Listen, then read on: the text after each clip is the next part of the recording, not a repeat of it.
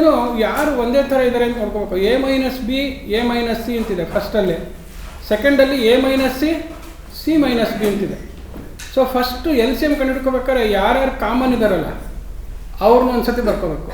Common ಎಕ್ಸ್ಪ್ರೆಷನ್ಸ್ನ ಅವ್ರಿಗೆ common factor ಅಂತೀವಿ. ಏನಂತೀವಿ? Common factor.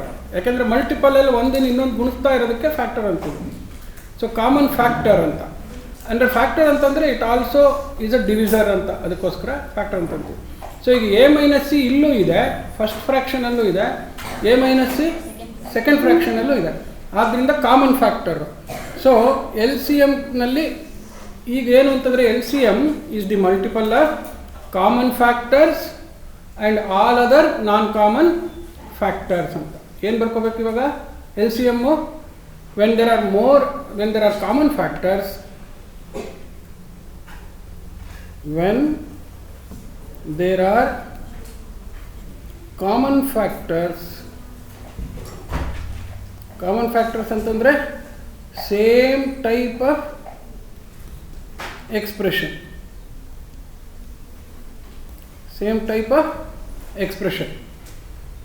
when there are common factors, LCM equals multiple of common factors and other factors.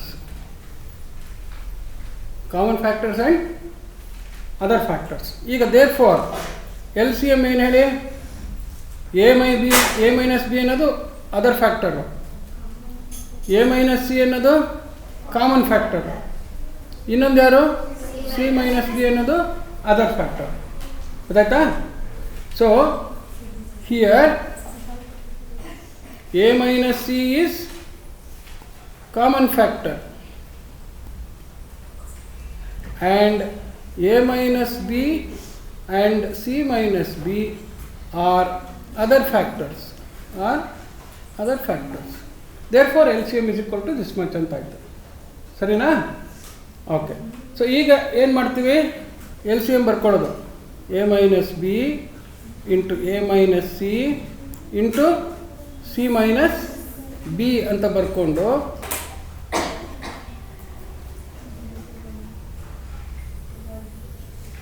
ನ್ಯೂಮರೇಟರ್ನಲ್ಲಿ first ಫ್ರ್ಯಾಕ್ಷನಲ್ಲಿ numerator ಎಷ್ಟು? First ಫ್ರ್ಯಾಕ್ಷನಲ್ಲಿ 1 into quotient ಹೆಂಗೆ ಬರುತ್ತೆ? L C M divided by the denominator. LCM divided by the denominator. ಈಗ ನೋಡಿ ಇಲ್ಲಿ ಎಷ್ಟು ಚೆನ್ನಾಗಿ A minus B into A minus C into C minus B ಅನ್ನೋದು L C M. ಕೆಳಗಡೆ ಇವ್ರಿಗೆ ಡಿನಾಮಿನೇಟರ್ ಯಾರು? A minus B into A minus C.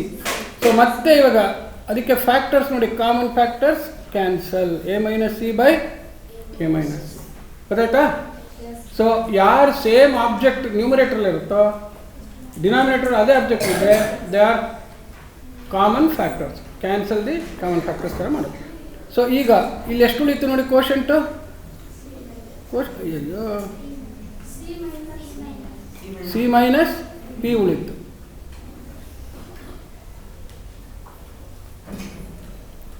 C minus B ಉಳಿತು. ಸೊ ಅಲ್ಲಿ ಮುಗಿದೋಯ್ತು. ನೆಕ್ಸ್ಟ್ ಇಲ್ಲಿ ಮಕ್ಕ ಏನಿದೆ? ಮೈನಸ್ ಇದೆ. ನ್ಯೂಮರೇಟರ್ ಎಷ್ಟಿದೆ? 1 ಇದೆ.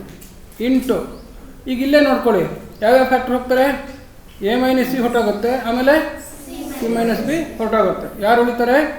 ಎ ಮೈನಸ್ ಬಿ ಉಳಿಯುತ್ತೆ. ಸೊ ಸಿಂಪ್ಲಿಫೈ ಮಾಡಿದ್ರೆ C minus B minus A plus B ಆಗುತ್ತೆ. ಬಿ ಏನಾಯಿತು? ಕ್ಯಾನ್ಸಲ್ ಆಯಿತು. ಬಂದೆ divided by A minus B into A minus C into C minus B ಆಯಿತು. ಹೌದಾ? ಇಸ್ ಈಕ್ವಲ್ ಟು ಏನಾಗುತ್ತೆ ನೋಡಿ ಇಲ್ಲಿ? C minus A by A minus B A minus C into C minus B. ಅದಕ್ಕೆ ಬೆಳಗ್ಗೆ ಹೇಳಿದ್ದು ಬ್ರ್ಯಾಕೆಟ್ ಯಾತಕ್ಕೆ? ಈಗ ನೋಡಿ ಸಿ ಮೈನಸ್ ಎ ಇದ್ದರೆ ಅದನ್ನ ಏನು ಥರ ಬರ್ಕೋಬೋದು? Minus of A minus C ಅಂತ ಬರ್ಕೋಬೋದು. So equals minus of A minus C ಅಂತ ಬರ್ಕೊಂಡ್ರೆ ಕೆಳಗಡೆ ಸತ್ತೋಗ್ತಾರೆ ಅವರು. A minus B into A minus C into C minus B. A minus C cancel ಆಗುತ್ತೆ. ದೇರ್ ಫಾರ್ ಈಕ್ವಲ್ಸ್ ಏನು ಬಂತು, -1 by A minus B into ಇಲ್ಲಿದೆ ನೋಡಿ, ಇಲ್ಲಿ ಸಿ ಮೈನಸ್ ಬಿ ಎಂಥರ ಬರ್ಕೊಳ್ಳೋದು, C minus B alphabetical order ಬರೆದ್ರೆ ಹೆಂಗಾಗುತ್ತದೋ, ಮೈನಸ್ ಆಫ್ ಇಂಟು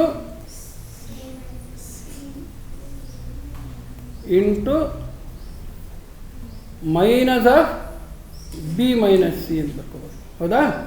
ಈಗ ನೋಡಿ -1 ಬೈ -1 ಏನಾಯಿತು, ಮೈನಸ್ ಬೈ ಮೈನಸ್ ಅಂದರೆ ಏನಾಗುತ್ತೆ, ಪ್ಲಸ್ ಆಗುತ್ತೆ. ಸೊ ಈಗೇನು ಬಂತು, A minus B into B minus.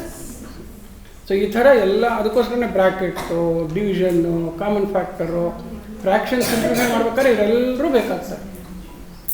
ಗೊತ್ತಾಯ್ತಾ? ಓಕೆ. ಸೊ ಈ ಥರದ್ದು ಒಂದು 2-3 ಲೆಕ್ಕ ನಾನು ಕೊಟ್ಟಿರ್ತೀನಮ್ಮ. ಮಧ್ಯಾಹ್ನ ಎಷ್ಟಾಗುತ್ತೋ ಅಷ್ಟು ಪ್ರಾಕ್ಟೀಸ್ ಮಾಡಿ. Don't let them not worry too much. ಇನ್ನೊಂದು ತುಂಬ ಕೇಳಿಸ್ಕೊಳ್ಳಿ ಮಕ್ಕಳ, ಐ ಆಮ್ ಟೋಲ್ಡ್, ನೀವು ರಾತ್ರಿ ಎಲ್ಲ ಬೆಳಗಿನ ಜಾವ ಎಲ್ಲ ಎದ್ದು ಆರೋಗ್ಯ ಕೊಡಿಸ್ಕೊಳ್ಳೋ ಹಂಗೆಲ್ಲ ವರ್ಕ್ ಮಾಡಬಾರ್ದು. ಅಂದರೆ ಕಲ್ತ್ಕೊಳ್ಳೋಕೆ ಆಸಕ್ತಿ ತೋರಿಸ್ತಾ ಇರೋದು ಖುಷಿ ಇದೆ. ಟೆಸ್ಟಲ್ಲಿ ಚೆನ್ನಾಗಿ ಮಾಡದೆ ಹೋದರೆ, ಪ್ರೈಸ್ ಬರದೆ ಹೋದರೆ ಅಂತ ಅಂದ್ಕೊಂಡ್ಬಿಟ್ಟು ಸಿಕ್ಕಾಪಟ್ಟೆ ಮಾಡಿ ಆರೋಗ್ಯ ಕೆಡಿಸ್ಕೊಂಡು ಹಾಗೆಲ್ಲ ಮಾಡಬಾರ್ದು. ಅಪ್ಪ ಅಮ್ಮ ನಮಗೆ ಫೋನೇ ಮಾಡ್ತಿಲ್ಲ ಅಂತೆಲ್ಲ ಹೇಳ್ತಾ ಇದ್ರೆ ದಟ್ಸ್ ನಾಟ್. ಅಂದರೆ ಯಾವಾಗಲೂ we should achieve and we should become better than our own selves ಅಂತ. ಯಾವಾಗ compete with yourself. But ಹುರುಪಲ್ಲಿ ಹುಮ್ಮಸ್ಸಲ್ಲಿ ಕೆಲಸ ಮಾಡಿ, ಚೆನ್ನಾಗಿ ಎಷ್ಟು ಬೇಕಾದ್ರೂ ಓದಿ. ಬಟ್ ಆರೋಗ್ಯ ನೋಡ್ಕೊಳ್ಳೋದು ಭಾಳ ಇಂಪಾರ್ಟೆಂಟ್. ಇನ್ನು ಎಲ್ಲ ಭಾಗ್ಯಕ್ಕಿಂತ ಮೋಸ್ಟ್ ಇಂಪಾರ್ಟೆಂಟ್ ಭಾಗ್ಯ ಯಾರಿಗೆ? ಆರೋಗ್ಯವೇ ಭಾಗ್ಯ, ಇನ್ಯಾವುದೂ ಅಲ್ಲ. ಆರೋಗ್ಯ ನೋಡ್ಕೋಬೇಕು. ಹೊತ್ತಿಗೆ ಊಟ ಮಾಡೋದು, ಹೊತ್ತಿಗೆ ಹೇಳೋದು, ಹೊತ್ತಿಗೆ ಮಲ್ಕೊಳ್ಳೋದು, ಅದು ಮಾಡಬೇಕು. ನಿಮ್ಮ ವಯಸ್ಸಿನಲ್ಲಿ ದಿನಕ್ಕೊಂದು 6 hours of sleep is sufficient. But 6 hours of sleep sufficient ಯಾವಾಗುತ್ತೆ ಅಂದರೆ, ಆ 6 ತಾಸು ಮೈ ಮೇಲೆ ಎಚ್ಚರ ಇಲ್ಲದೆ ಇದ್ದಂಗೆ ನಿದ್ದೆ ಬರಬೇಕು. 6 ತಾಸು ಏನಾಗಬೇಕು ಹೇಳಿ, ಬೆಳಗಿಂದ ಎಲ್ಲ ಚೆನ್ನಾಗಿ ಮಾಡಿ ಸಂತೃಪ್ತಿನಲ್ಲಿ ಮಲಗಿ ಒಳ್ಳೆ ನಿದ್ದೆ ಆಗಿ ಟಕ್ಕಂತ ಸರಿಯಾಗಿ ಹೇಳೋದಾಗುತ್ತೆ.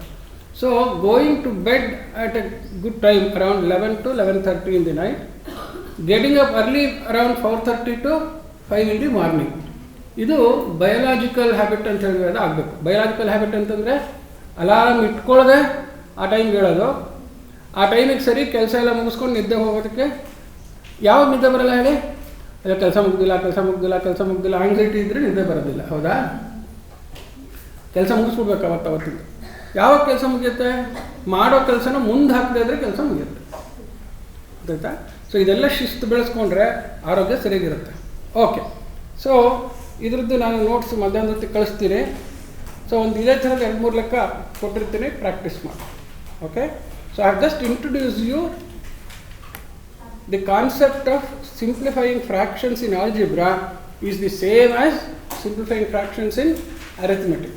ಬಟ್ ಅಲ್ಲಿ ಹೆಂಗೆ ಕಾಂಪ್ಲೆಕ್ಸ್ ಫ್ರ್ಯಾಕ್ಷನ್ಸ್ ಎಲ್ಲ ಬರುತ್ತೆ, ಇಲ್ಲೂ ಹಾಗೆ ಕಾಂಪ್ಲೆಕ್ಸ್ ಫ್ರ್ಯಾಕ್ಷನ್ಸ್ ಎಲ್ಲ ಬರುತ್ತೆ. ಅಲ್ಲಿ ನೀವು LCM, HCF, ಫ್ಯಾಕ್ಟರ್ಸ್ ಕಂಡುಹಿಡಿಯೋದೆಲ್ಲ ಮಾಡಿದ್ರಿ. ಅದೇ ಥರ ಆಲ್ಜಿಬ್ರಾದಲ್ಲೂ LCM, HCF ಎಲ್ಲ ಹೆಂಗೆ ದೊಡ್ಡ ದೊಡ್ಡ ಎಕ್ಸ್ಪ್ರೆಷನ್ಗೆ ಮಾಡೋದು, ಅದಕ್ಕೆ ಫ್ಯಾಕ್ಟರೈಸೇಷನ್ ಅಂತ ಒಂದು ದೊಡ್ಡ ಚಾಪ್ಟರ್ ಇದೆ. ಅದು ಕಲಿತಾದಮೇಲೆ ಲಾರ್ಜರ್ ಫ್ರ್ಯಾಕ್ಷನ್ಸು, ಕಾಂಪ್ಲೆಕ್ಸ್ ಫ್ರ್ಯಾಕ್ಷನ್ಸಿಗೆ ಹೋಗೋಕ್ಕಾಗುತ್ತೆ. ಅದನ್ನು ಆಮೇಲೆ ನೆಕ್ಸ್ಟ್ ಇಯರ್ ಆನ್ಲೈನ್ ಕ್ಲಾಸಲ್ಲಿ ತೋರಿಸ್ತೀನಿ ಅದನ್ನು. ಓಕೆ.